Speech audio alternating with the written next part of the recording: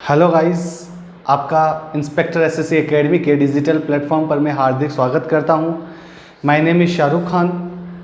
आज मैं साइंस का बायोलॉजी का टॉपिक लेकर आया हूं। अब जो आपके जो टॉपिक्स आएंगे वो बायोलॉजी का फुल सिलेबस हो जाएगा इसमें। अब आपके जो टॉपिक जितने भी आएंगे वो बायोलॉजी के आएंगे। सबसे पहले अपन जब बात करेंगे वो ह्यूमन फिजियोलॉजी की बात करेंगे। जो ह्यूमन फिजियोलॉजी के अंदर हमारे जितने भी सिस्टम्स हैं, चाहे वो डाइजेस्टिव हो, चाहे वो एंडोक्राइन हो, चाहे रेस्पिरेटरी हो, चाहे ब्लड सर्कुलेटरी हो, चाहे रिप्रोडक्टिव सिस्टम हो, कैसा भी सिस्टम हो, वो सारे सिस्टम अपन इन चैप्टर के द्वारा अपन पढ़ेंगे आराम से। और पहला जो चैप्टर लिया है वो हमने कौन सा लिया है? डाइजेस्टिव सिस्टम लिया है। ठीक है, अब डाइजेस्टिव सिस्टम की जब अपन बात करेंगे तो डाइजेस्टिव सिस्टम में मैं आपको पहले ये बताना चाहता हूँ कि पाचन तंत्र होता क्या है, पाचन तंत्र में क्या चीज़ें आती हैं और क्या चीज़ें नहीं आती हैं। ठीक है, तो देखना इधर। सबसे पहले बात करते हैं कि जटिल पोषक तत्व को सरल पोषक तत्व में बदलना। तो जटिल जो पोषक तत्व होते हैं उनको सरल पोषक तत्व में बदलना क्या कहलाता है? पाचन कहलाता है। अब जटिल पोषक तत्व कौन से या कैसे? कि जटिल पोषक तत्व का मतलब होता है कि जैसे रोटी हो गई, ठीक है, चावल, फल, सब्जियां, जो भी हम खाते हैं, ये जो सारी चीज़ें होती हैं ये जटिल पोषक तत्व के रूप में होती हैं। ठीक है, और हमारे बॉडी के अंदर ऐसे अंग, बहुत से अंग पाए जाते हैं जो इन जटिल पोषक तत्वों को सरल पोषक तत्व में क्या कर देते हैं? कन्वर्ट कर देते हैं, बदल देते हैं। ठीक है, और इसी प्रोसेस को अपन क्या बोलते हैं? डाइजेशन बोलते हैं। इसी प्रोसेस को अपन क्या बोलते हैं? डाइजेशन। ठीक है, और इस डाइजेशन के अंदर हमारी बॉडी के बहुत से ऑर्गन मिलते हैं या बहुत से अंग मिलते हैं।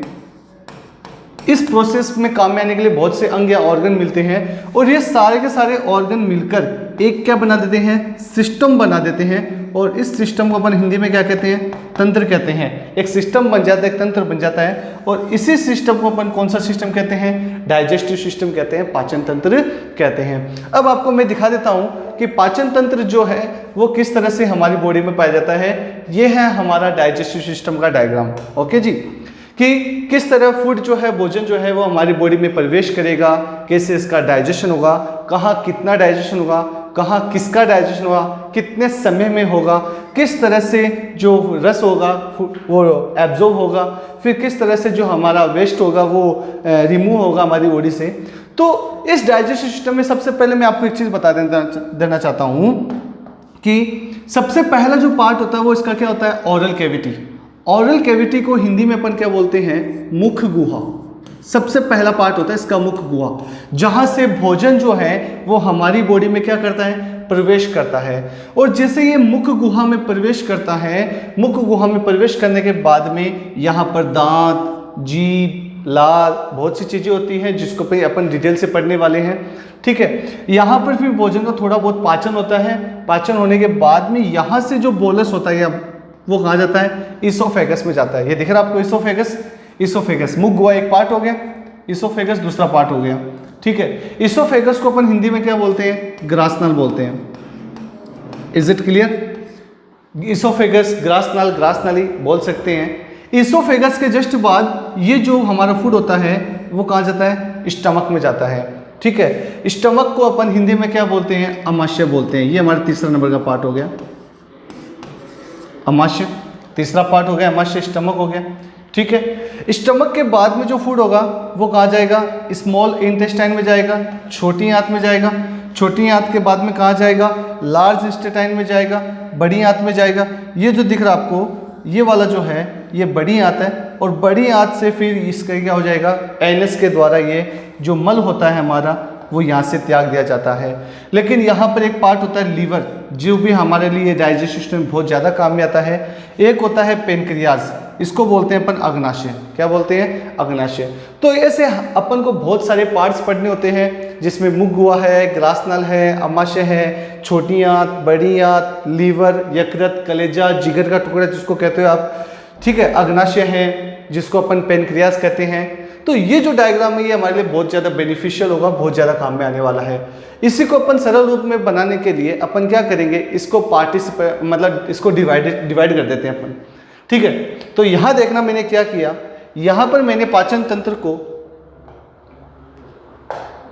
यहाँ पर मैंने क्या किया, यहाँ पर मैंने पाचन तंत्र को दो भागों में डिवाइड कर दिया। सबसे पहले अपन किसके बारे में पढ़ेंगे भी, आहार नाल के बारे में। जस्ट उसके बाद किसके बारे में पढ़ेंगे, पाचक ग्रंथियों के बारे में। तो आहार नाल, आहार नाल किसे कहते हैं, ध्यान से सुनना। मैंने कहा था कि जो आहार नाल होती कहाँ, कि सबसे पहले मुख गुहा, मुख गुहा से लेकर एनस, एनस बोले तो गुदा जो हमारा सबसे लास्ट पार्ट होता है डाइजेस्टिव सिस्टम का।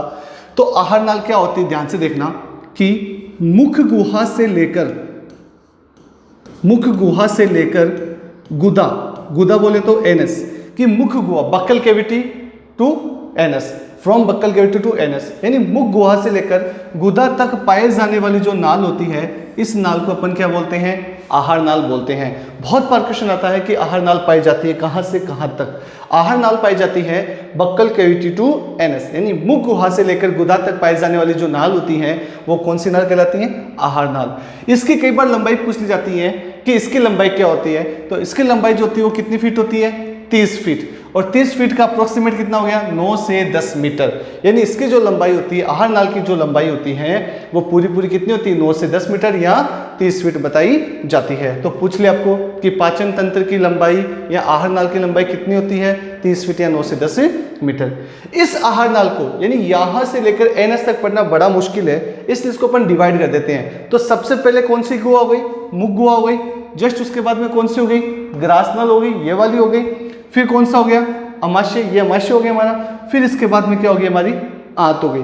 आंत भी दो होती हैं, छोटी आंत और बड़ी आंत, ठीक है। तो छोटी आंत के भी कितने भाग होते हैं, 3। ड्यूडेनम, ये यहां से देखना, इसको बोलते हैं अपन जेजुनम, जेजुनम, ड्यूडेनम, जेजुनम और इलियम, ये 3 पार्ट होते हैं। किसी भी कंपटीशन में अगर जब आप पार्टिसिपेट करते हो तो जहां तक मुझे बिलीव है, विश्वास है कि ज़्यादातर जो क्वेश्चन नंबर नाम देते हैं वो ग्रहणी, अग्र, क्षुद्रांत, क्षुद्रांत ना देकर क्या देते हैं, वो ड्यूडेनम, जेजुनम, एलियम, ये सारे वर्ड दिए जाते हैं। इसी प्रकार से बड़ी आंत में भी 3 नाम दिए जाते हैं, सिक्कम, कोलोन, रेक्टम, ठीक है।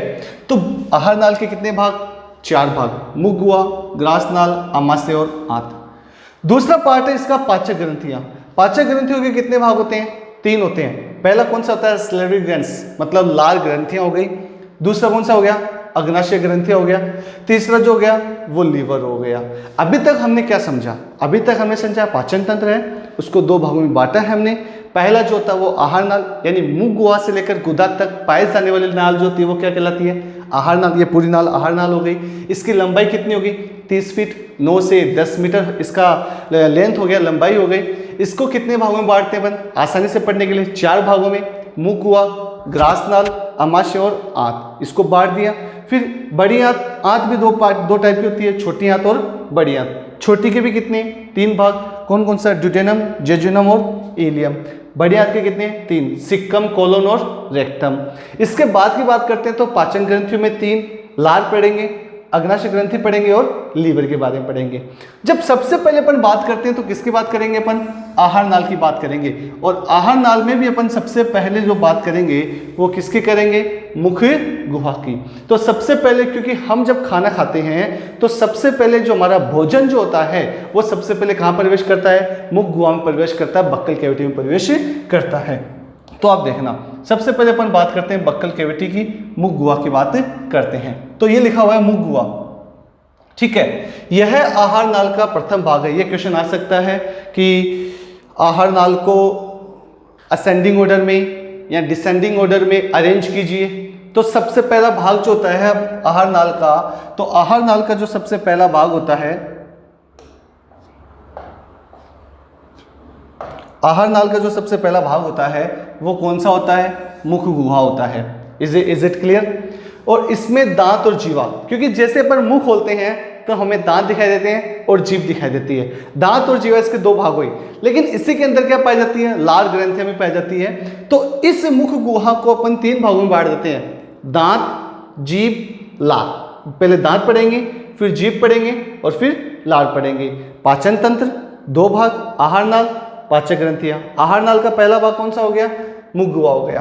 तो सबसे पहले बात करते हैं दांत की, टीथ की बात करते हैं। और यहाँ से बहुत से कंपटीशन में इतने ज़्यादा क्वेश्चन आते हैं टीथ को लेकर, दांतों को लेकर, कि मनुष्य के जो दांत है वो नॉर्मल नहीं है। बहुत ही चीज़ें इनमें आपको सीखने को मिलेगी और ऐसे ऐसी चीज़ें सीखने को मिलेगी दांतों को लेकर, शायद ही आपने पहले कभी देखा होगा या पढ़ा होगा। तो सबसे पहले बात करते हैं इसकी स्टडी को लेकर कि दांतों की जो स्टडी होती है उस स्टडी को क्या कहते हैं। तो इसकी स्टडी को बोलते हैं ओरिएंटोलॉजी। क्या बोलते हैं? यही से क्वेश्चन आता है कि दांतों के अध्ययन को क्या बोलते हैं? ओरिएंटोलॉजी।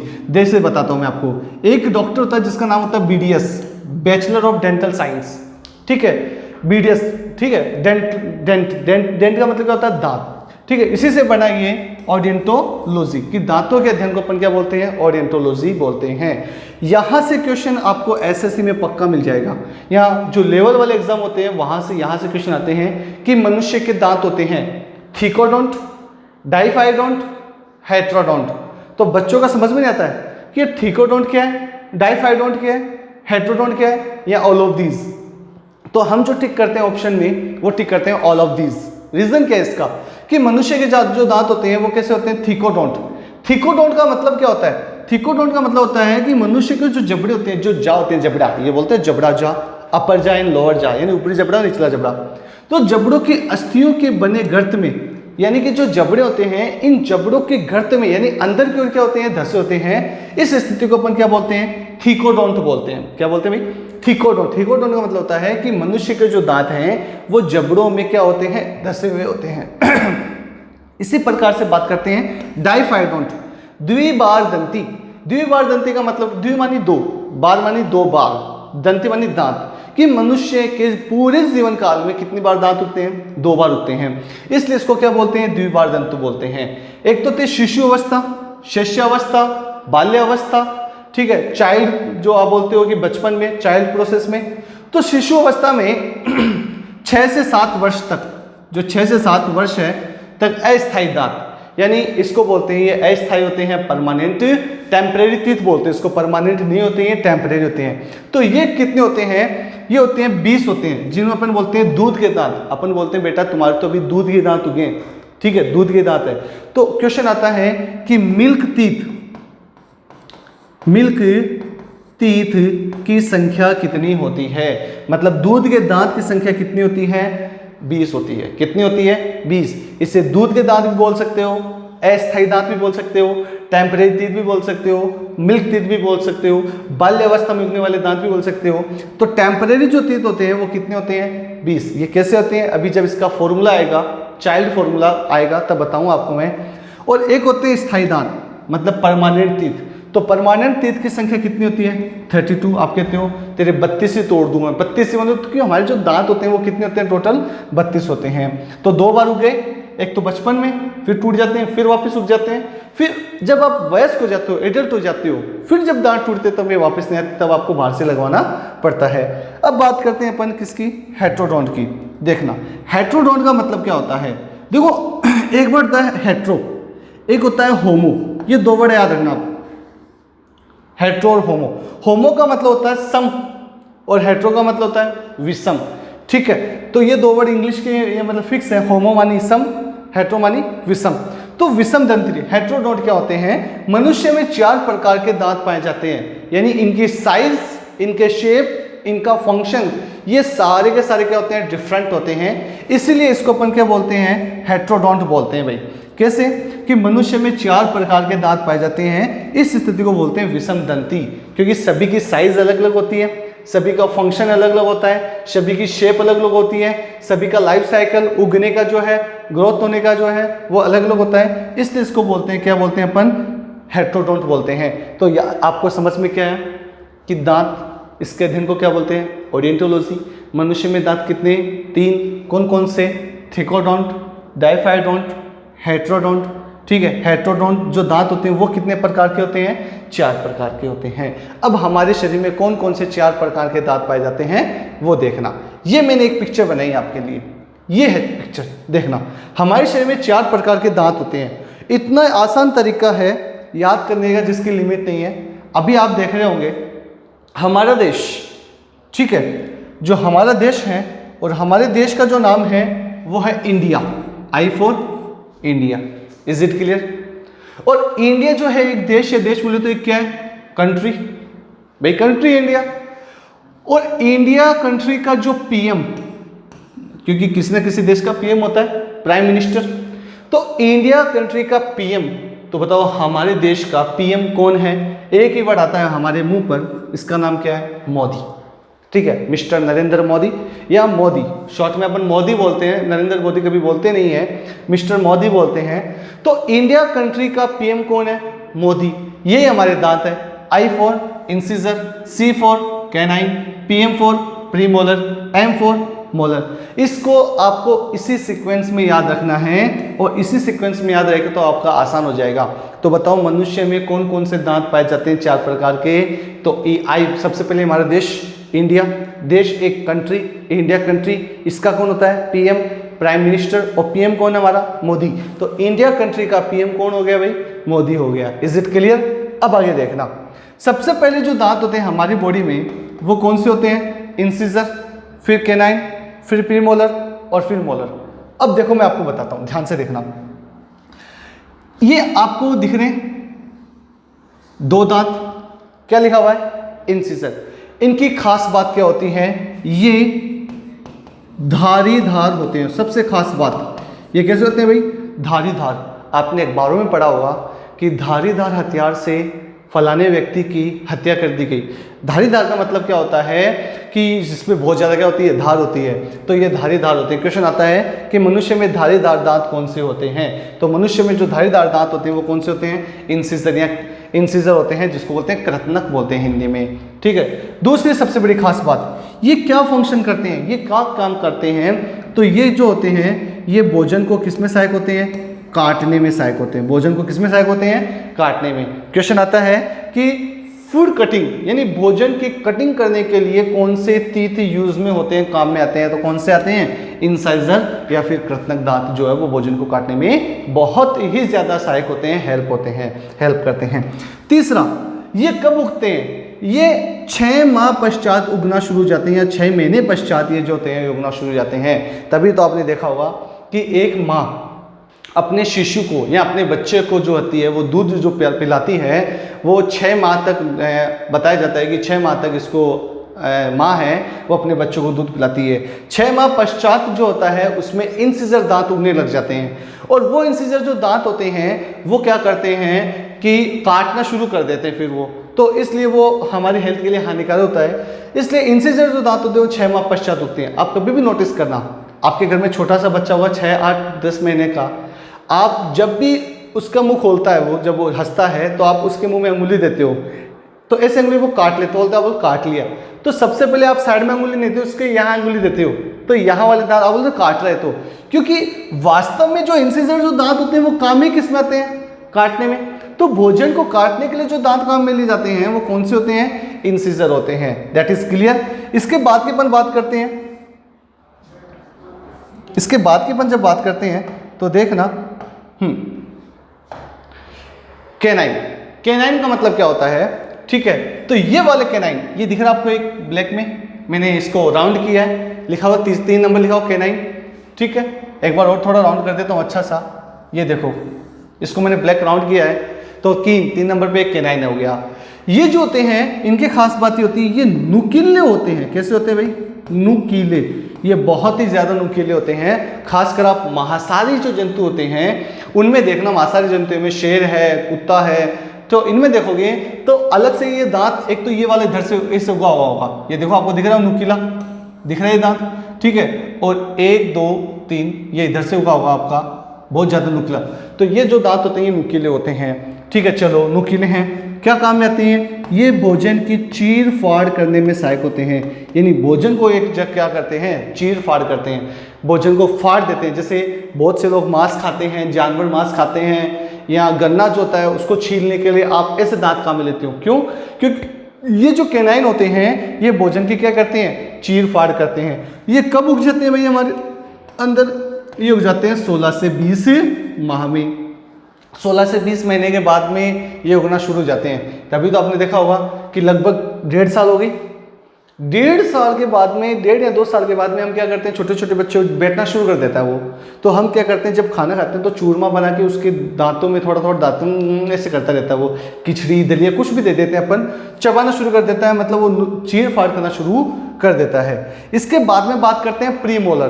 प्रीमोलर का मतलब क्या होता है, अग्रचैवर्णक। अब देखना ये अग्रचैवर्णक कौन से होते हैं, कौन से नहीं होते, और ये क्या फंक्शन करते हैं, इनका क्या काम होता है, ध्यान से देखना। अग्रचैवर्णक 4, 5, 6, ये 2 केनाइन हो गए, ये इसमें 2 इंसिजर हो गए, 1 केनाइन हो गया। ये जो 2 है, ये 2 क्या हो गए भाई, प्रीमोलर। अग्रचैवर्णक, अब देखो ये क्या करते हैं, ये जो होते हैं ये भोजन को किस में सहायक होते हैं, पीसने में सहायक होते हैं। तो भोजन को पीसने में सहायता कौन प्रदान करता है, तो भोजन को पीसने में सहायता कौन प्रदान करता है, अग्रचैवर्णक सहायक होते हैं। ठीक है, अब देखना ये उगते कब है, ये उग जाते हैं हमारे अंदर 10 से 11 वर्ष में। तो 10 से 11 वर्ष के अंदर अंदर ये उगना शुरू हो जाते हैं, उग जाते हैं और भोजन को पीसना शुरू कर देते हैं। इसके बाद में बात करिए, चपटे होते हैं, वैसे चपटे होते हैं। ठीक है, अब बात करते हैं चैवर्णक की। किसकी बात करते हैं भाई, चैवर्णक की बात करते हैं। तो चैवर्णक जो होते हैं दांत है, ये भोजन को किसमें सहायक होते हैं, चबाने में। तो ये भोजन को चबाने में सहायक होते हैं, यानी इनसे जो होता है वो भोजन चबाया जाता है। जैसे मैं बताता हूँ, जैसे मेरे पास एक निवाला है, मैंने काटा, फाड़ा, पीसा, और अब अपन इसको थोड़ा पीछे ले जाते हैं। तो जब पीछे ले जाते हैं उसको निकलते हैं, फिर एक को ले लेते हैं। आगे वाला भी चल रहा है चीर फाड़ करने में, काटने में, पीछे वाला जो होता है वो पीसने में। जैसे ये पीस जाता है वैसे अपन इसको निकल जाते हैं। ठीक है, 2 प्रोसेस चलते हैं अपन एक साथ, ऐसे नहीं एक निवाले ये ऐसे फिर थोड़ा सा रुक नहीं, ऐसा नहीं है, चलता रहता है सिस्टम। तो ये जो है ये हमारे अंदर चबाने के काम में आ जाते हैं, यानी पीस लेते हैं, चबा भी लेते हैं। आगे देखना, ये जो होती है इनकी संख्या कितनी होती है, 1, 2 और 3 होती है। इनकी संख्या कितनी होती है, 3 होती है, 6, 7 और 8। तो ये 3 संख्या होती है। लेकिन ध्यान रखना एक चीज, ये जो 2 दांत है, अब देखना जो मैं डिटेल में बता रहा हूं आपको वो देखना आप ध्यान से। ये जो 2 दांत हैं ये उग जाते हैं हमारे अंदर 12 से 15 महीने में। कब उग जाते हैं भाई, 12 से 15 महीने में। ठीक है, अब देखना सबसे पहले हमारे अंदर कौन से दांत उगे, इंसिजर, कितने महीने में, 6 मंथ लिख दूं मैं, 6 मंथ में। केनाइन कब होगा हमारे अंदर, अभी लिखा था मैंने, केनाइन जो है वो 16 से 20 मंथ में उग रहा है। ठीक है, प्रीमोलर कब उग रहा है, 11 से 12 ईयर, वर्ष में। लेकिन मोलर जो होते हैं वो 3 होते हैं, फर्स्ट मोलर, सेकंड मोलर और थर्ड मोलर। फर्स्ट और जो सेकंड मोलर हैं वो हमारे अंदर 12 से 15 मंथ में उग जाते हैं, यानी 12 से 15 महीने में उग जाते हैं।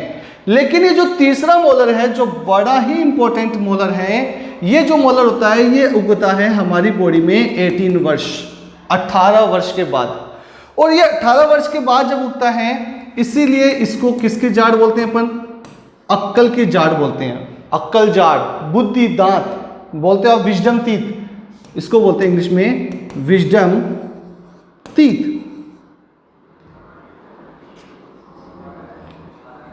विजडम टीथ बोलते हैं इसको अपन, अक्कल की जाड़ बोलते हैं, बुद्धि दांत बोलते हैं। तभी तो अपन कहते हैं ना कि भाई तेरे अक्कल की जाड़ आ गई है। यानी अक्कल की जाड़ जो होती है वो कौन सा मोलर होता है, तो ये फर्स्ट मोलर है, ये सेकंड मोलर है और ये थर्ड मोलर है। तो ध्यान रखना अक्कल वाली जाड़ कौन सा होता है, first molar, second molar, third molar. तो अक्कल वाली जाड़ कौन सी होती है, थर्ड मोलर होती है।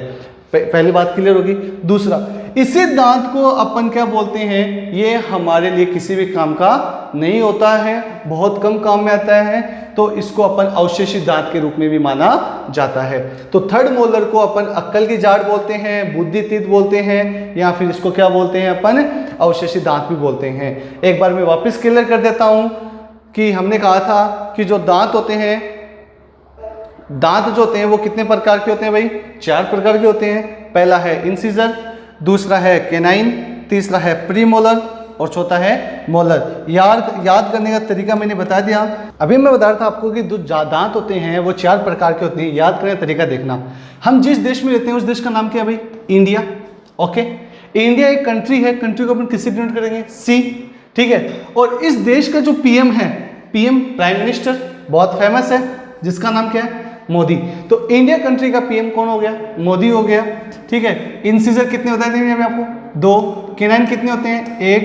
प्री मोलर की संख्या कितनी हो रखी है? 2 हो रखी है। प्री मोलर की जो संख्या है वो कितनी हो रखी है? 2 हो रखी है। और मोलर की जो संख्या है वो कितनी है? 3 होती है। लेकिन मैंने बताया था कि मोलर जो होते हैं वो कितने होते हैं? 3। अभी जस्ट फर्स्ट, सेकंड, थर्ड। खास बात क्या है इनकी? खास बात ये है कि ये जो 2 दांत हैं ये तो उग जाते हैं कम से कम 11 से 12 माह में उग जाते हैं। लेकिन तीसरा जो दांत है जिसको थर्ड मोलर कहते हैं ये उगता है 18 वर्ष के बाद, जिसलिए थर्ड मोलर दांत को अपन बोलते हैं विजडम टीथ, अक्ल के दांत या बुद्धि दंत। काफी नाम इनको अवशेषी दंत, काफी नाम इनको दिया जाता है। और क्वेश्चन आता है कि मनुष्य में अवशेषी दांत की संख्या कितनी होती है? तो ये अवशेषी दांत की संख्या कितनी होती है? 4। कैसे बताता हूं। एक तो ये हो गया 1, एक ही हो गया 2। लोअर जा, जो लोअर जा है वो उसमें कितने हो गए? 2। एक अपर जा यानी निचले जबड़े में 2, ऊपले जबड़े में 2, तो 2 और 2 कितने हो गए? 4 हो गए। ठीक है, तो इस तरह से हमने दांतों को अच्छे समझा। ये किस में काम में आता है? भोजन को काटने में काम में आता है। ठीक है, भोजन की चीर फाड़ करने में, भोजन को पीसने में, भोजन को चबाने में। कब उगता है, कब नहीं उगता है, कौन सा क्या मोलर है। ठीक है, आगे की जब अपन बात करते हैं तो देखना, अपन बात करते हैं दंत सूत्र की। आगे की जब अपन बात करते हैं डेंटल फॉर्मूला, और यहां से भी कॉम्पिटिशन में काफी क्वेश्चन आते हैं कि मनुष्य का डेंटल फॉर्मूला क्या होता है या दंत सूत्र क्या होता है। तो देखो इधर, ये आईसी इंसिजर हो गया। ठीक है, इंसिजर, केनाइन, प्रीमोलर और मोलर। इंसिजर, केनाइन, प्रीमोलर और मोलर। इंसिजर, केनाइन, प्रीमोलर और मोलर। तो सबसे पहले मैं बात करता हूं बच्चों में कि जो एकदम छोटे छोटे जो बच्चे होते हैं उनमें क्या होता है। देखो मैंने क्या कहा था? मैंने कहा था कि बच्चों में सबसे पहले इंसिजर दांत उगते हैं भाई। 6 माह के अंदर कितने उगे? 2 उग गए। फिर कितने महीने में बताया मैंने? 16 से 20 महीने में केनाइन। केनाइन कितना उगता है? 1 ही उग गया। ठीक है, फिर मैंने बोला था प्रीमोलर। प्रीमोलर जो होता है वो कब उगता है? वर्ष में उगता है। तो एक बार प्रीमोलर की संख्या कितनी हो गई? 0। ठीक है, ये नहीं होगा इनमें। फिर बात की थी मैंने मोलर की। मोलर भी महीनों में उग जाता है, 11 से 15 महीनों के बीच में। इसकी संख्या कितनी होती है? 2। क्योंकि जो तीसरा जो दांत है वो तो 18 वर्ष बाद उगता है, अपन 2 महीने की बात कर रहे हैं। तो इसलिए बच्चों का जो दंत सूत्र हो गया वो कितना हो गया? 2102। 2102 आई सी पी एम और एम। आई सी पी एम और एम। अब इसकी संख्या कितनी होगी देखना, 2 3 2 5 5 तो होगी। 5 अपर जा और 5 लोअर जा। ठीक है, 2102। तो 5 तो अपर जा के हो गए, इसको ऐसे शॉर्ट में लिख सकते हैं अपन। देखना 2102 आई सी पी एम और M. 2102 multiply 2 is equal to कितना हो जाएगा? 20। कैसे? 2 और 3 5, 2 और 3 5, 5 और 5 कितने हो गए? 10। 10 दूनी 20। कैसे? देखने इधर, ये 5 इधर, ये 5 इधर, 5 और 5 कितने हो गए? 10। तो नीचे वाले जबड़े में 10, ऊपर वाले जबड़े में 10। 10 और 10 कितने हो गए? 20। इसलिए तो मैंने कहा था कि बच्चों में जो अस्थायी दांत होते हैं उनकी संख्या कितनी होती है? 20। और बच्चों का डेंटल फॉर्मूला जो होता है वो कितना होता है? 2102। इसे अपन क्या बोलते हैं? टेम्परेरी टीथ भी बोलते हैं। इसे क्या बोलते हैं? दूध के दांत बोलते हैं। ठीक है, अब बात करते हैं, ये एकदम बच्चे से थोड़ा सा और बड़ा होता है और इसकी उम्र अप्रोक्सीमेट अपन मान के चलते हैं 15 से 17 वर्ष का एक बच्चा है। ठीक है, अब देख थोड़ा सा बड़ा हो गया है, अब उसमें क्या वेरिएशन आएंगे, क्या वेरिएशन नहीं आएंगे वो देखना ध्यान से। इस बच्चे के अंदर सबसे पहले आपको पता है कौन से दांत उगते हैं? इंसिजर। और इंसिजर की संख्या कितनी है? 2। उसके बाद में इसके अंदर उगते हैं केनाइन। कैनाइन की संख्या कितनी है? 1, कोई दिक्कत नहीं। इसके बाद में इसके कौन से दांत? प्रीमोलर, कितने हो गए? 2, ठीक है, क्योंकि 11 से 12 वर्ष में उग जाते हैं। फिर कौन सकते हैं? मोलर, ये महीनों में उग जाते हैं वैसे ही, तो इसकी संख्या कितनी हो गई? 2। तो 15 से 17 वर्ष वाले बच्चे का जो डेंटल फॉर्मूला होता है वो कितना होता है? 21/22 हो गया। तो 21/22 अपॉन 21/22 मल्टीप्लाई 2, ठीक है। अब देखना इसकी संख्या कितनी होती है? 28। कैसे देखना? 2 2 4 5 5 2 7। तो देखना इधर कैसे, ये 2 दांत है, ये तीसरा भी है, ये चौथा पांचवा भी, ये छठा सातवां, ये 7 दांत तक इनमें है। किसमें? 15-17 वर्ष में, क्योंकि ये तो 18 वर्ष बाद उगता है। तो 7 और 7 कितने हो गए? 14। 7 और 7 हो गए 14, ठीक है। ये कौन से जा में है? लोअर जा, ठीक है। ये जो है ये लोअर जा, यानी जो निचला जबड़ा उसमें। ऐसे 14 दांत ऊपर अपर जा में, अपर जा ऊपरी जबड़े में हो जाएंगे। तो 14 और 14 कितने हो गए? 28 हो गए। Is it clear? ठीक है। लेकिन क्वेश्चन जब कंपटीशन की बात करते हैं तब क्या पूछा जाता है? क्वेश्चन पूछा जाता है कि एक वयस्क व्यक्ति में जो एक एडल्ट होता है, एक जो वयस्क होता है, उसका डेंटल फॉर्मूला क्या होता है? तो उसका जो डेंटल फॉर्मूला होता है वो कितना होता है? 21-23 होता है। Is it clear? कैसे होगा देखना। उस वयस्क में इंसिजर होते हैं 2। Is it clear? कैनाइन कितना होता है? 1। प्री मोलर कितने होते हैं? 2, ठीक है। मोलर कितना होता है? 3। सर 3 कैसे आ गए? अब वयस्क का मतलब क्या होता है? इसकी उम्र कितनी वर्ष से ऊपर हो गई? 18 वर्ष से ऊपर। और हम देखते हैं ये वाला जो दांत है ये 18 वर्ष बाद उग जाता है, तो इसकी संख्या कितनी हो गई? 3। तो फॉर्मूला क्या बन गया? 21-23 बन गया, ठीक है। 21-23 इधर, 21-23 इधर। तो देखो 3 2 5 6 2 8, 8 दूनी 16, ठीक है। ये निचले जबड़े में, ऊपरी जबड़े की बात करते हैं। 8 दूनी 16, 16 और 16 कितने हो गए? 32। इसी को अपन कौन से तीत बोलते हैं? परमानेंट तीत बोलते हैं, स्थायी दांत बोलते हैं। एक वयस्क व्यक्ति में, मनुष्य में कितने दांत होते हैं? 32 दांत होते हैं। इस तरह से हमने दांतों की काफ़ी डिटेल में स्टडी की है, लेकिन अभी भी अपन दांतों की स्टडी और करेंगे। बहुत इंपॉर्टेंट बातें अभी भी हमारे सामने आएगी। अभी तक हमने कौन कौन से दांत पाए जाते हैं, क्या क्या फंक्शन होते हैं, कब उगते हैं, क्या साइज होती है, ये सारी चीज़ें पढ़ी थी। अब इसका थोड़ा सा डिटेल में और देखते हैं। तो देखो दंत वल्लक या इनेमल, ये क्वेश्चन बहुत कंपटीशन में स्टार पॉइंट एकदम ये इनेमल जिसको बोलते हैं। इनेमल दांत का ऊपरी परत होती है। इनेमल मानव शरीर का सबसे कठोरतम भाग होता है। ये बहुत इंपॉर्टेंट क्वेश्चन है, बहुत से कंपटीशन पूछा जाता है कि दांतों का सबसे कठोरतम भाग या मानव शरीर का सबसे कठोरतम भाग कौन सा होता है? तो ऑप्शन में आपको दिया जाता है इनेमल। और इनेमल को अपन हिंदी में क्या बोलते हैं? दंत वल्लक बोलते हैं। यह इनेमल किसका बना होता है? तो यह कैल्शियम लवण का बना होता है। किसका बना होता है? कैल्शियम लवण का। कैल्शियम कार्बोनेट CaCO3, ठीक है, ये कैल्शियम कार्बोनेट का बना होता है या कैल्शियम फॉस्फेट का बना होता है। Is it clear?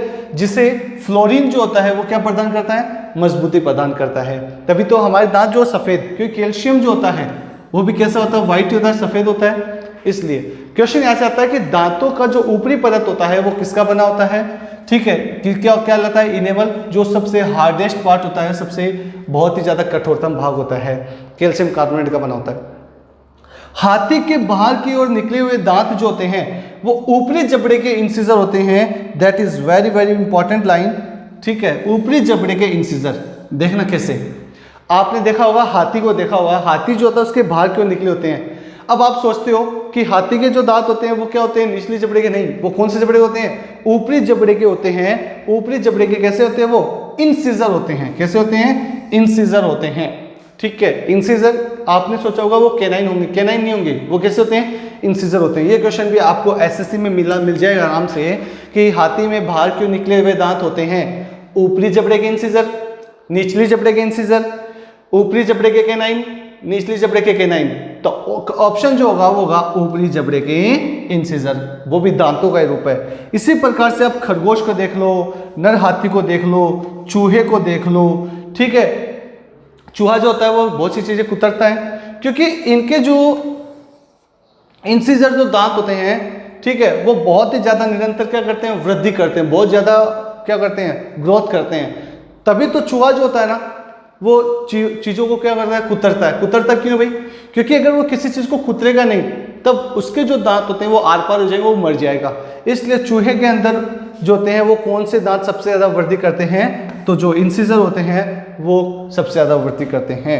और ये भी पीएमटी में क्वेश्चन पूछा गया था कि दांत को बनाने वाला या मेन पार्ट ऑफ टीथ, दांतों का जो मेन पार्ट होता है वो क्या कहलाता है? तो दांतों का जो मेन पार्ट होता है वो क्या कहलाता है? डेंटिन कहलाता है।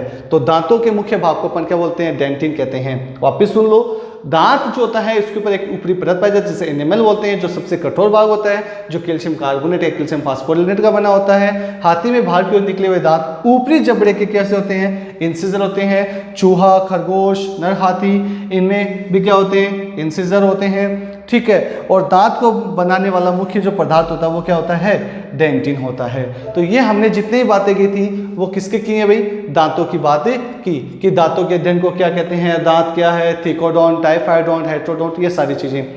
मैंने कहा था मुख गुहा, मुख गुहा में 3 चीजें बताई थी मैंने, कौन कौन सी? दांत, जीभ और लार। तो दांत हमने अभी तक कंप्लीट कर लिया है। इसके बाद अपन जो पढ़ेंगे वो क्या पढ़ेंगे? जीवा। जीवा का मतलब क्या होता है? टंग। जो टंग होती है इसके बारे में अपन अच्छे से डिटेल से पढ़ेंगे। तो देखना, टंग के बारे में पढ़ते हैं। जीवा, देखो जीवा की सबसे खास बात बताता हूं मैं आपको। जीवा की खास बात क्या होती है? जीवा की खास बात ये होती है, यह एक तो इंडिपेंडेंट होती है, स्वतंत्र होती है। आप जीभ बाहर निकालो, घुमा लो, इधर ऊपर, स्वतंत्र है, इंडिपेंडेंट है ये। इसमें किसी प्रकार का कोई लॉक नहीं है, इंडिपेंडेंट होती है। लेकिन जीभ से पहले हमारी जो लिप्स होते हैं, हमारे जो होठ होते हैं, उन होठ पर कौन सी ग्रंथि पाई जाती है? लेबियल ग्रंथि पाई जाती है। ध्यान रखना, लेबियल या सेबिसियस या फिर मोम का रूपांतरण पाया जाता है, ठीक है। तथा मिस्नस कणिका के कारण होठ अत्यंत कैसे होते हैं? संवेदी। तो सबसे पहले अपन बात करते हैं लेबियल ग्रंथि की। ये क्या होती है?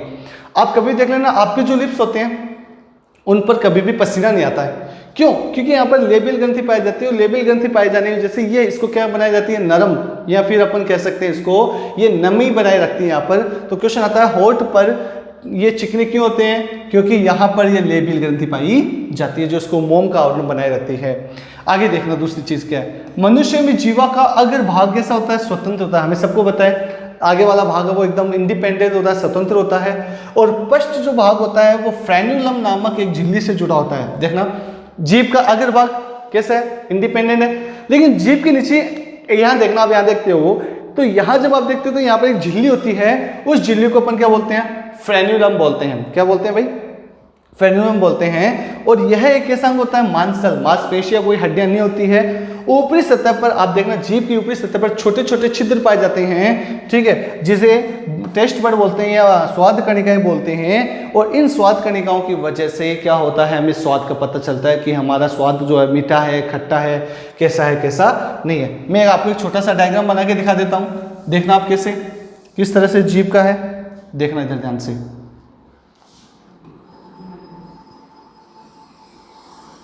इस तरह से जीभ का एक डायग्राम बनाया जाता है। ये क्या होता है? यहाँ पर कड़वाहट महसूस कराता है, ये खट्टा महसूस कराता है, ये लवणीय महसूस कराता है, ये मीठा भाग महसूस कराता है। इस तरह से जीभ होती है। इसका आगे वाला भाग कैसा होता है? स्वतंत्र होता है। पीछे एक झिल्ली जुड़ी होती है जिसको फ्रेन्युलम बोलते हैं। छोटे छोटे क्या पाए जाते हैं? टेस्ट बड पाए जाते हैं, ठीक है, जो अभी किसका ज्ञान करवाते हैं? स्वाद का ज्ञान करवाते हैं, ठीक है। आगे देखना, यह भोजन को निगलने में क्या होती है? सहायक। भोजन, आप अगर भोजन को यहाँ जीभ पे रखो, जब तक आप भोजन को, जीभ को तलवे के टच नहीं करोगे तब तक आपका भोजन निगल ही नहीं सकता। दूसरी चीज है बोलने में सहायक, स्पीकिंग, है ना, हेल्प टू स्पीकिंग, मतलब स्पीक, आप जीभ को पकड़िए बोल के दिखाओ, नहीं बोल सकते आप, तो बोलने में सहायक है, भोजन को निगलने में सहायक है, और स्वाद का ज्ञान में सहायक होती है। और लार के साथ भोजन को मिश्रित करने में भी क्या होती है? सहायक होती है। कैसे? हमारे मुंह में लार आती है, भोजन इधर से इधर लेने में, इधर से इधर लेने में, तो इस तरह से करने में जो काम आती है वो कौन काम आती है? जीभ। तो जीभ के भोजन बहुत इंपॉर्टेंट है, जीभ भी, ठीक है। आगे देखना, जीभ के बाद में अपन बात करते हैं किसकी? लार की, स्लेविक ग्लैंड्स। ये बड़ा इंपॉर्टेंट टॉपिक है, जीभ से भी इंपॉर्टेंट ये है। दांत और लार, यहां से क्वेश्चन बहुत बार आता है। स्लेविक ग्लैंड्स, लार ग्रंथियां। मनुष्य में कितनी जोड़ी लार ग्रंथियां पाई जाती है? तो आपका साफ साफ दिखा रहा होगा कि मनुष्य में कितनी जोड़ी पाई जाती है? 3 जोड़ी बोल रहा हूं मैं, ना कि 3 जोड़ी। 3 जोड़ी का मतलब संख्या में कितनी हो गई? 6 हो गई। ठीक है, पहली जो होती है वो कैसी होती है? सबलिंगुअल। दूसरी जो होती है वो कैसी होती है? मैक्सिलरी। थर्ड जो होती है वो कौन सी होती है? पैरोटिड होती है। नाम ध्यान रखना, सबलिंगुअल, सब मैक्सिलरी और पैरोटिड। ठीक है, ये जो होती है ये 3 क्या पाई जाती है हमारे बॉडी में? लाल ग्रंथियां पाई जाती है। सबसे बड़ी लाल ग्रंथि कौन सी होती है? पैरोटिड होती है, जिसे कर्णमूल ग्रंथियां भी कहते हैं। कर्णमूल ग्रंथियां क्यों कहते हैं? क्योंकि ये जो लाल ग्रंथि है ये हमारे कहां पाई जाती है? कान के पीछे, यहां की ओर पाई जाती है। एक इधर एक इधर, तो कितनी जोड़ी हो गई? 1 जोड़ी। सबसे बड़ी होती है।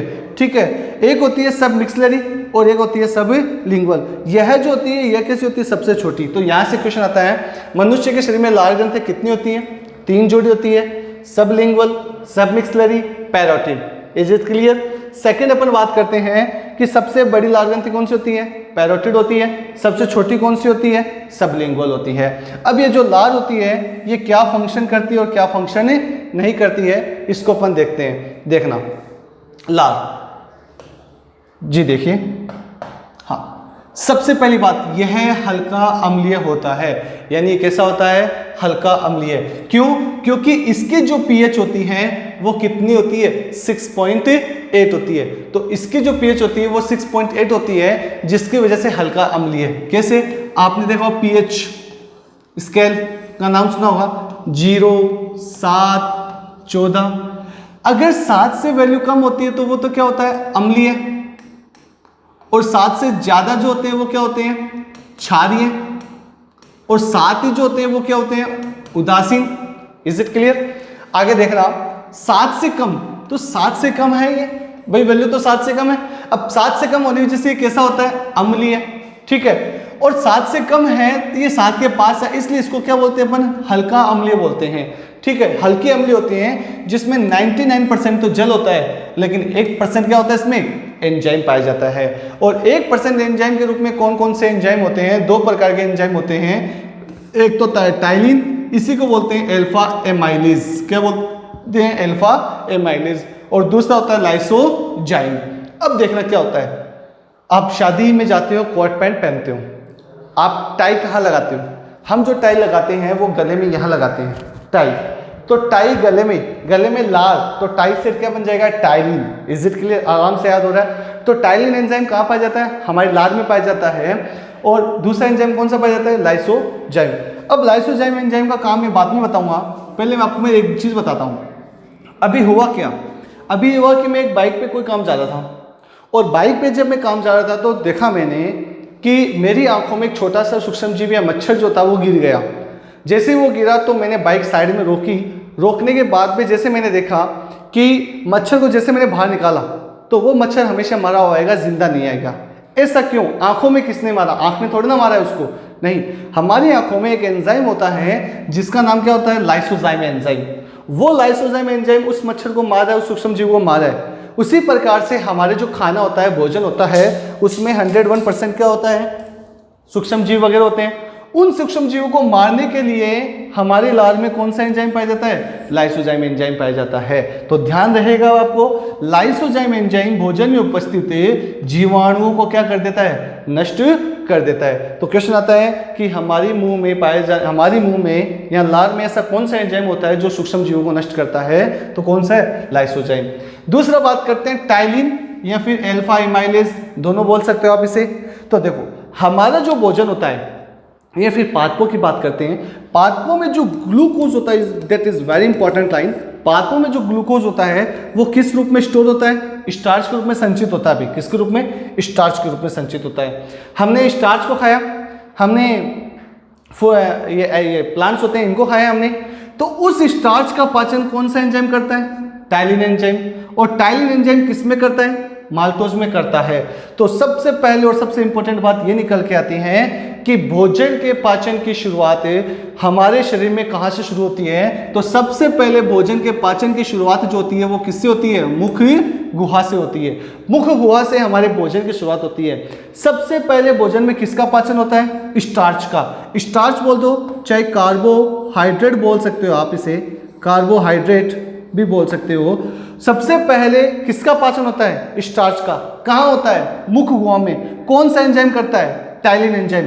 कितना परसेंट? 70%, यानी 70% स्टार्च का पाचन कौन सा एंजाइम कर देता है? टाइलिन। और इसको किस में कन्वर्ट कर देता है? माल्टोज में कन्वर्ट कर देता है। तो ये हमारे भोजन के पाचन की शुरुआत हो चुकी है। इसलिए मैंने लिखा है कि सबसे पहले भोजन का पाचन मुख गुहा में होता है। ठीक है, दैट इज क्लियर। फिर बात करते हैं लार प्लस भोजन। जो भोजन होता है वो लार के साथ क्या हो जाता है? मिक्स हो जाता है। आप देखोगा कि जब अपन निवाला बाहर निकालते हैं तो उससे एक साथ लार मिक्स की होती है, तो लार और भोजन आपस में मिलकर क्या बनाते हैं? बोलस बनाते हैं। मैं इसको अब भोजन नहीं बोलूंगा, मैं इसका एक पर्टिकुलर नाम दूंगा, और वो पर्टिकुलर नाम क्या है? बोलस। क्वेश्चन आ चुका है एसएससी के अंदर, what do mean by bolus, कि बोलस क्या है? बोलस का मीन्स क्या होता है कि mixture of food with saliva, मतलब जो लार होता है वो भोजन के साथ क्या है? मिक्स किया हुआ है। तो लार और भोजन आपस में मिलकर क्या बनाते हैं?